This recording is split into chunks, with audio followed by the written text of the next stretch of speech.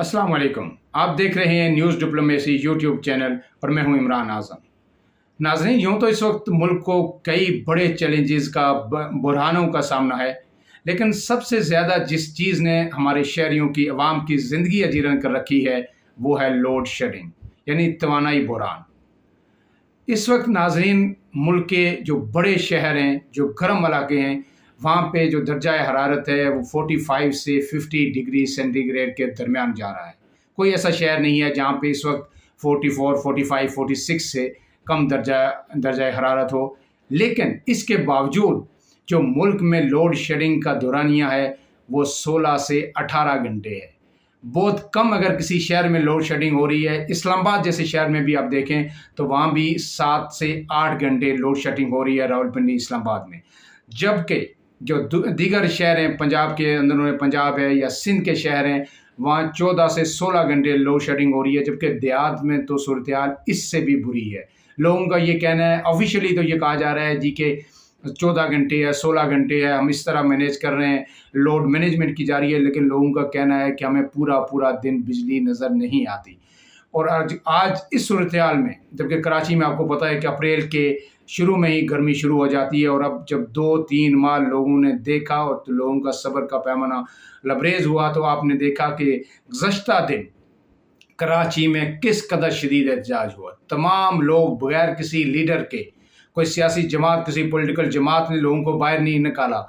लोग मजबूर हुए, तंग आए और सड़कों पर आ गए, और पूरा दिन वो सड़कों पर बैठे रहे, जिससे जहाँ कारोबारी ज़िंदगी मुअत्तल हुआ, वहाँ ट्रैफिक की रवानी में खलल पड़ा और कई घंटों तक ट्रैफिक जाम रही। लियारी और उससे मुतसिल इलाके जो हैं, वहाँ पे तमाम इलाकों में दर्जनों इलाके हैं जिनमें यानी शदीद एहतजाज किया गया। माड़ीपुर में एक खातून भी जान बाक हुई, लेकिन उसके बावजूद जो के इलेक्ट्रिक है उसके कानों पर जूं तक नहीं रही गई।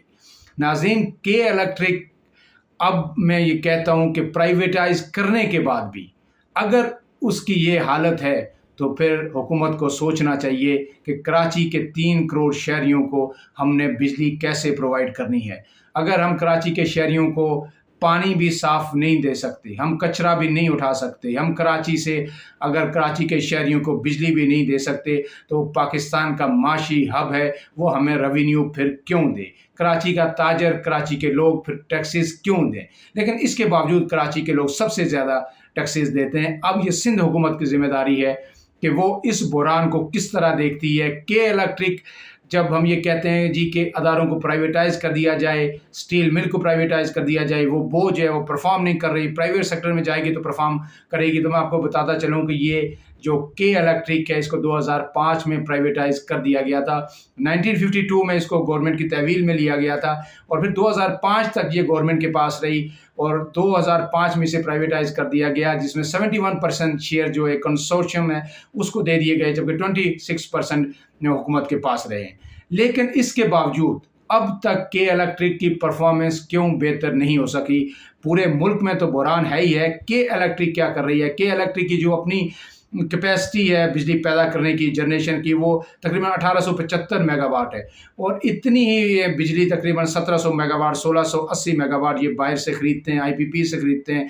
इसमें नेशनल ग्रिड से भी 1100 मेगावाट बिजली इन्हें मिलती है, और जो कराची की ज़रूरत है जो आम दिनों में वो तकरीबन 2900 मेगावाट ये बिजली 3000 के करीब ज़रूरत है। लेकिन जब ये पीक गर्मी का सीज़न होता है तो ये 3300 मेगावाट तक चली जाती है। लेकिन इसके बावजूद अभी ये कराची को के इलेक्ट्रिक बिजली फराहम करने में नाकाम है। इससे जब पूछें, अगर ज़िम्मेदारान से ऑफ द रिकॉर्ड पूछा जाए तो वो कहते हैं जी फर्नेस ऑयल हमें नहीं मिल रहा, फर्नेस ऑयल महंगा है, हुकूमत मंगवा नहीं रही, और इस वजह से हमें फर्नेस ऑयल नहीं मिल रहा, इसलिए हम पूरी कैपेसिटी के साथ अपनी जो हमारी जो कैपेसिटी है 1875 मेगावाट की, वो हम जो है ना नहीं पैदा कर पा रहे हो। जो नेशनल ग्रिड से हमें बिजली मिलती है वो भी हमें उस तरह नहीं मिल रही। तो ये अपने जवाब तो वो पेश करते हैं, लेकिन आज इस वक्त मुल्क में जो बिजली का शॉर्टफॉल है वो 7000 मेगावाट से तजावज़ कर चुका है। तकरीबन जो हमारी जनरेशन है, पावर जनरेशन है, वो 21700 मेगावाट है, जबकि जो हमारी इस वक्त तलब है बिजली की मुल्क के अंदर वो 29000 मेगावाट से ज़्यादा है। تو اس طرح جو ہمارا 7,000 کا گیپ ہے یہ بڑا مشکل ہے کہ اس کو فل کیا جائے۔ اس کی وجہ یہ ہے کہ سب سے جو سستی بجلی پیدا ہوتی ہے وہ ہائیڈل سے ہوتی ہے۔ تو اب ہم 21,000 تقریباً 700 میگا واٹ اگر پیدا کر رہے ہیں تو اس میں سے صرف 5,000 میگا واٹ جو ہے وہ ہم ہائیڈل سے بجلی پیدا کر رہے ہیں، اور باقی اسی طرح 1,300 میگا واٹ تقریباً ہماری بجلی جو ہے وہ ہم فرنس آئل سے پیدا کر رہے ہیں۔ آئی پی پی جو انڈین انڈیپینڈنٹ پرائیویٹ پروڈیوسر جن کو کہتے ہیں ہم، جو پرائیویٹ بجلی کر رہے ہیں، وہ تقریباً 11,000 میگا واٹ ہمیں بجلی دے رہے ہیں۔ اسی طرح جو باقی جو ہم ایٹمی توانائی سے بجلی پیدا کریں وہ تقریباً 2,000 میگا واٹ ہے۔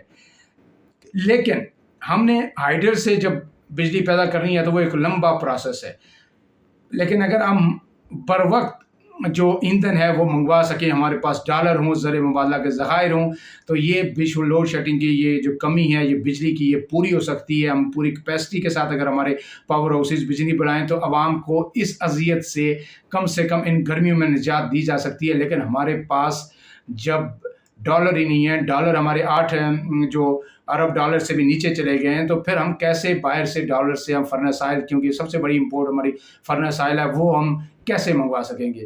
عمران خان صاحب نے آج ایک بیان اپنا کیا، ویڈیو بیان میں انہوں نے ایک بات بڑی زبردست کہی۔ انہوں نے کہا کہ جی اگر میں نائل تھا، میں نے پرفارمنس نہیں کی تھی، میں نے ملک کو بڑے مشکل بحران سے دوچار کر دیا تھا، تو اس حکومت کو، اتحادیوں کو کس نے کہا تھا کہ آ کے میرا جو ملبہ ہے وہ اپنے سر لے؟ آپ مجھے چھوڑ دیتے، میں 1.5 سال اور لگاتا، اس کے بعد پھر جو عوام فیصلہ کرتی تو میں بھی اس کو قبول کر لیتا۔ لیکن آپ نے سازش کی، اب سازش ہوئی، مداخلت ہوئی، نہیں ہوئی یہ الگ بات ہے، لیکن جب یہ جس طرح حکومت میں آ گئے ہیں تو اب ان کا رونا نہیں بنتا۔ اب آپ کے یہ کلیم نہیں بنتے۔ تیسرا ماہ کو جا رہا ہے کہ جی وہ فرنس آئل کے کارگو نہیں آئے تھے، ایسا ہوا تھا، ویسا ہوا تھا، 3 مہینے میں کارگو آ جانا چاہیے، وہ نائل تھے، آپ تو اہل ہیں، کیوں آپ نے پھر ابھی تک جو ہے نا فرنس آئل کا بندوبست نہیں کیا؟ کیوں یہ 7,000 کی میگا واٹ کی لوڈ شیڈنگ ہو رہی ہے؟ اور پھر آج وزیر اعظم صاحب نے جو کمال ڈٹائی کے ساتھ کہہ دیا کہ جناب جولائی میں لوڈ شیڈنگ اور بڑھے گی۔ تو میں نے جس طرح اپنے کل کے ویلاگ میں بھی کہا تھا اور آج پھر کہہ رہا ہوں کہ انہیں یقین دہانی کرا دی گئی ہے کہ جناب آپ اگلے بجٹ تک ادھر ہی ہیں، آپ کہیں نہیں جا رہے، کوئی الیکشن نہیں ہو رہے، لہٰذا آپ ٹک کے بیٹھیں اور اپنی جو منمانی ہے وہ کرتے رہیں۔ لیکن اگر یہی ہوگا تو پھر یہ قوم سڑکوں پہ آئے گی۔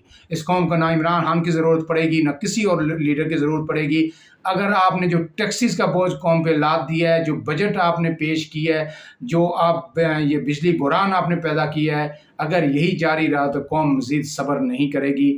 یہ نوشتہ دیوار ہے، یہ آپ بھی پڑھ لیجئے کہ جب قوم باہر نکلتی ہے، جب لوگ خود بغیر لیڈر لیس باہر نکلتے ہیں تو پھر اقتدار چند گھڑیوں کا مہمان ہوتا ہے۔ کل پھر انشاءاللہ آپ کے ساتھ حاضر ہوں گے، ایک اور کسی عوامی ایشو پہ۔ کوشش ہوگی کہ جو ایسے فیصلے، ایسی باتیں، ایسی اس حکومت کی رکھتے ہیں جس سے براہ راست عام آدمی متاثر ہو، ہم زیادہ سے زیادہ اس پر بات کریں۔ اپنے میزبان عمران اعظم کو اجازت دیجیے، اللہ حافظ۔